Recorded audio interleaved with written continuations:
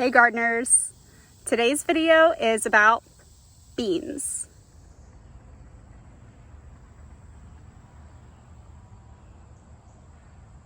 I love beans so much. And right now I am sitting inside one of the bean teepees that I made.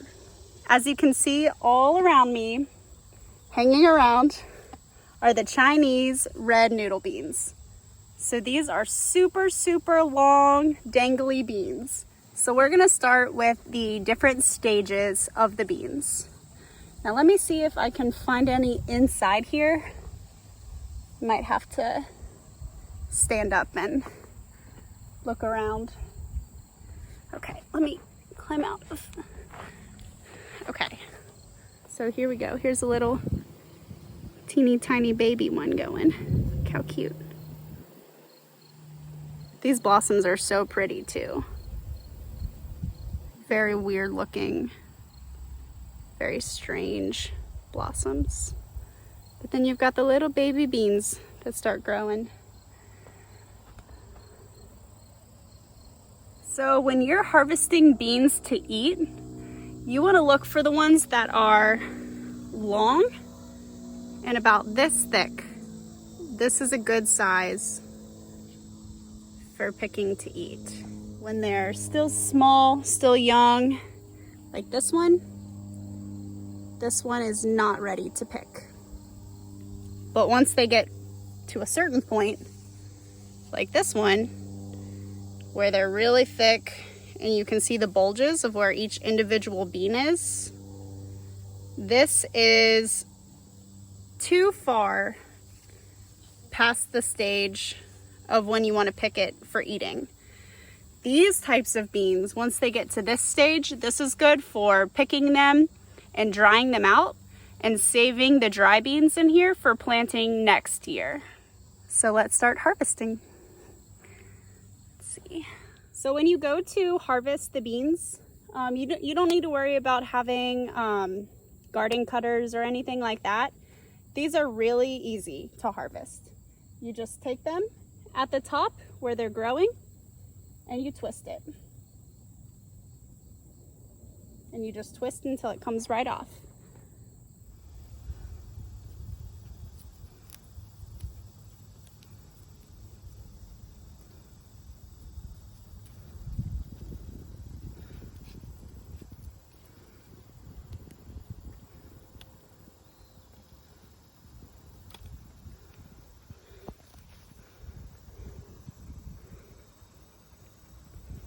Hi, buddy.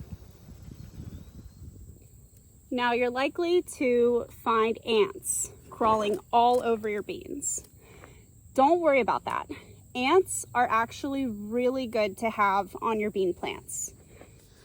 They'll come and they'll drink nectar from the little nectaries on the outside of the beans. This actually has nothing to do with pollination for the beans, but it attracts the ants, and they are very valuable to have in your garden. They will act as an army to help protect your beans from any pests that you might not want in your garden.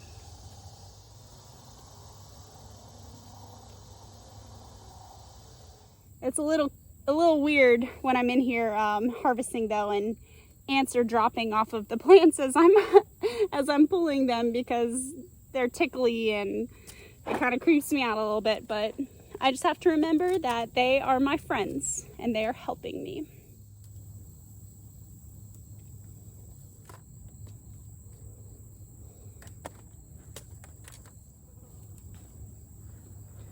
And the more that you actually harvest your beans, the more that they will produce. Beans are very encouraged to keep producing and putting off blossoms the more often that they're harvested. So as long as you are regularly harvesting these beans, you will just honestly, you'll have an endless supply of beans. And they're one of the last plants in the garden to die off. So you will have a pretty long span of harvests. If you keep maintaining them, you keep taking care of them, they will keep producing for you. They're extremely reliable plants to have in your garden. It's a hot one today. It is extremely hot. Thankfully, being inside this teepee, it's a little cooler. It feels like, honestly, about I don't know, maybe a 5 to 10 degree difference in the heat being in the shade versus being out in the direct sunlight. So this is a nice, cool place to come and hang out.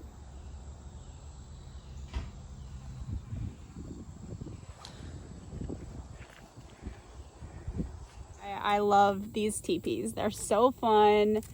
The fact that they're functional for growing pole beans, and they're gorgeous. They just look gorgeous in the garden.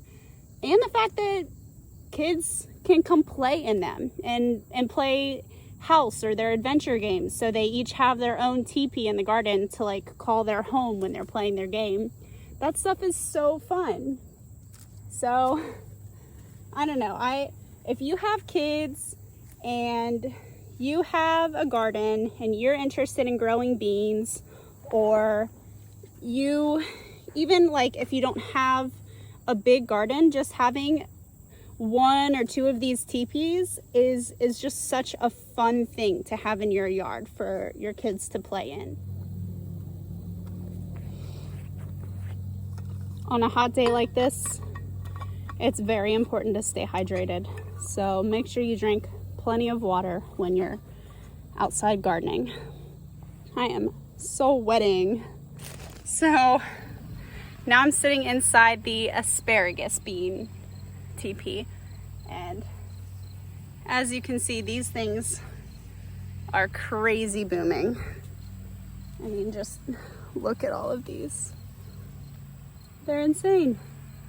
So many. These start to change a color as well as get bulgy, so you can see the bulges in these, but they're also a lot lighter. They're not quite as green. This one still has its green color compared to these. So these right here are perfect for harvesting to cook and eat, or blanch and freeze. Blanch. I don't really know how to pronounce it. So you can tell the difference in the ones that I am picking for eating and the ones that I'm picking for seed saving. It's pretty noticeable. Some of them will even dry out on the plant itself. So as you can hear, these are like dry and crunchy. You can let them dry out naturally on your plants, but the problem with them is if you get a lot of rain, or when you water your plants, if you water on the actual plants, these dried out beans will get soaked with water and they'll kind of get moldy. So as you can see, I let some of them go a little bit too far, but I prefer to pull mine off and dry them inside on drying racks or put them in the dehydrator to dry them. That's just how I prefer, because I don't want the chance of these getting rained on and getting moldy and then not being able to save the seeds and use them. So I just looked through this teepee really well. These are Good Mother Stallard beans. None of them are quite ready for harvest yet. Probably in the next 5 days to a week, I'll have a ton of them to start harvesting. But I did look and see on the next teepee, and I'm starting to get a lot of these that are ready to harvest. So we're gonna harvest some of these today.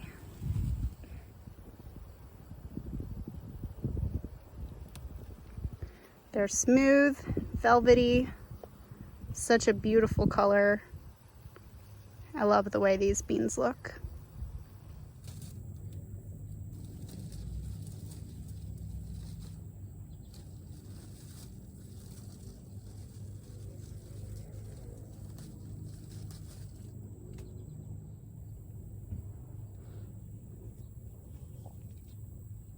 Oops. How pretty.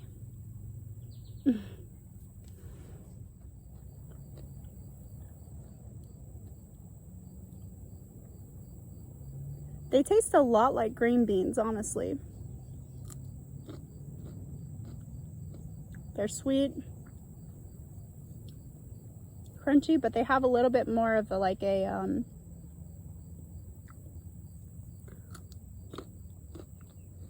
I can't quite put my finger on what that taste is. They're really good though.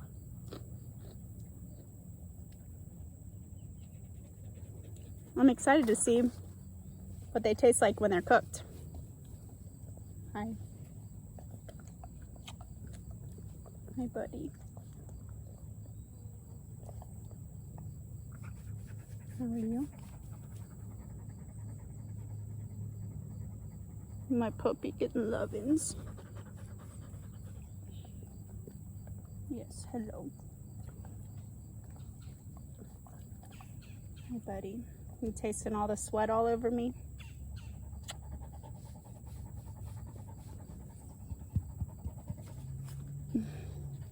But yeah, that bean was actually pretty good, fresh. Sometimes I don't really like the taste of beans when they're picked fresh. Sugar snaps, that's what it is. That tasted like a mix between green beans and sugar snap peas. So that was a pretty good flavor. I actually really enjoyed that raw. So I'll have to cook some and see if I like the way they taste more when they're cooked and seasoned versus just eating them raw, fresh out of the garden. I'll let you guys know. So I have finished harvesting all the different types of beans that are obviously ready to be harvested. I'm wiped, it's hot out, so I'm feeling very exhausted. But let's check out the harvest that we've got. All right, so here we go. These both are the save pile for seed saving. And then from here to the right, these are all for cooking or freezing and saving. I've never had these before, so I don't know if it's better to pick them at this stage when they're a little bit bigger and the beans have formed more, or to get them at a smaller stage where they're still a little bit more velvety and the beans don't have as much definition. I will test that out and let you guys know. The elusive black swallowtail butterfly just flew past me. Oh, here it comes. Right above me. Oh, I hope I got that in the video. I've been trying to get a picture of this butterfly for weeks. Anytime I get close to it, it flies away before I can get a picture. There's a few different types of butterflies that have been visiting my garden, but I have only photographed the tiger swallowtail. And that black swallowtail is so gorgeous. And it visits often, but anytime I get close, it flies away. It's very, very scared of me. So, oh man, I hope that was in the video.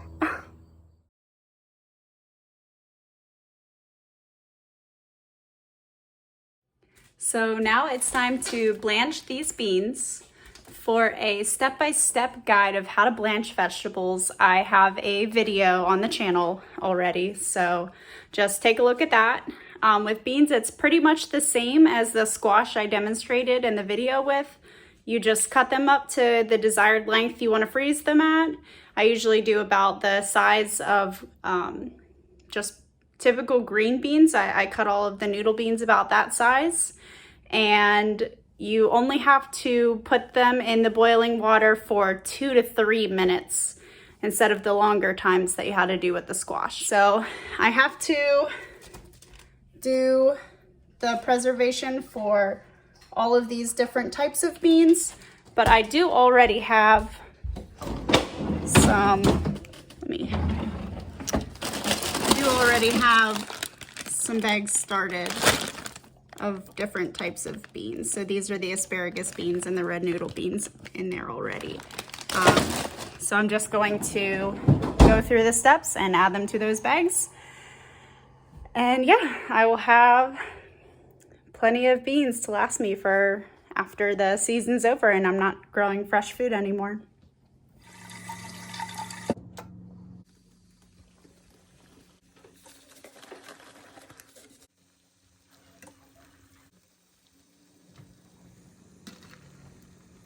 So before I blanch my vegetables, I always make sure to put a little bit aside, whether I'm gonna be using them for dinner tonight or for one of the meals I cook tomorrow. I just like to have fresh vegetables on hand, but since there's just so many, it's good to consistently be blanching and freezing them and building up a storage that I can use all throughout the winter.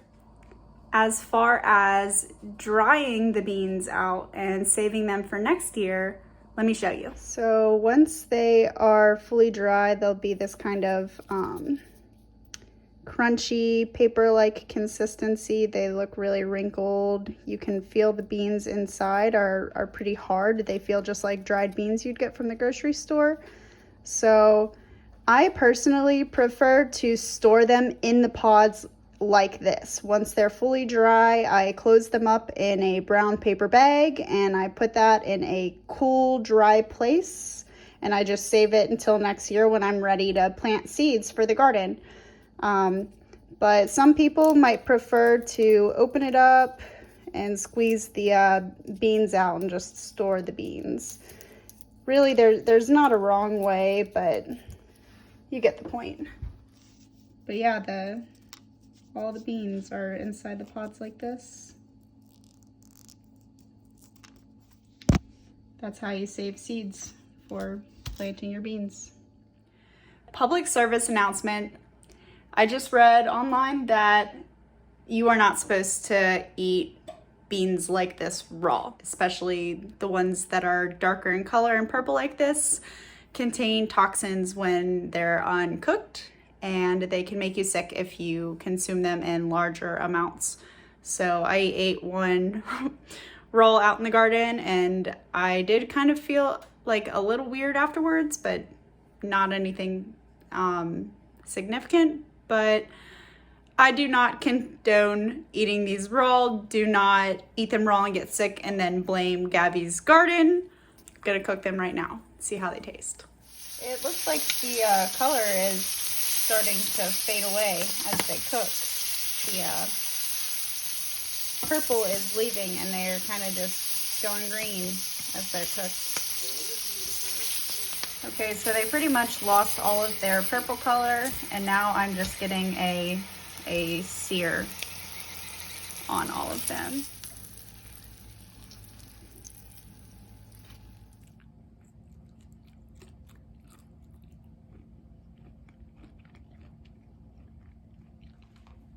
Okay, so this is one of the ones that the beans were more defined. It's a little bit older, a little further along in the process and the stage of the bean. So we will see if the older ones are better or the younger, more tender ones are better.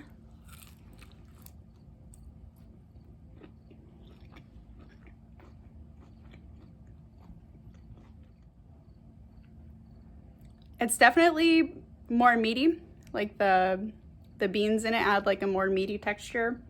It's not quite as tender. I think that the younger ones are better for sauteing and eating like this, and the older ones will be better for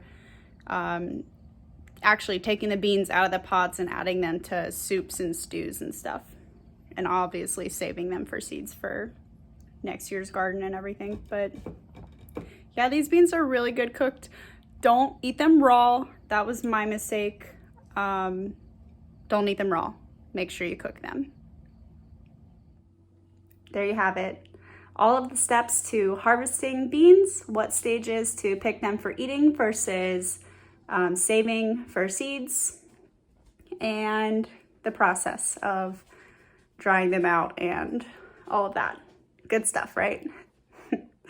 Anyway, I hope you have a fantastic day. Thanks for watching my video. Don't forget to like, comment, or subscribe at any of that YouTube stuff. You know how it is.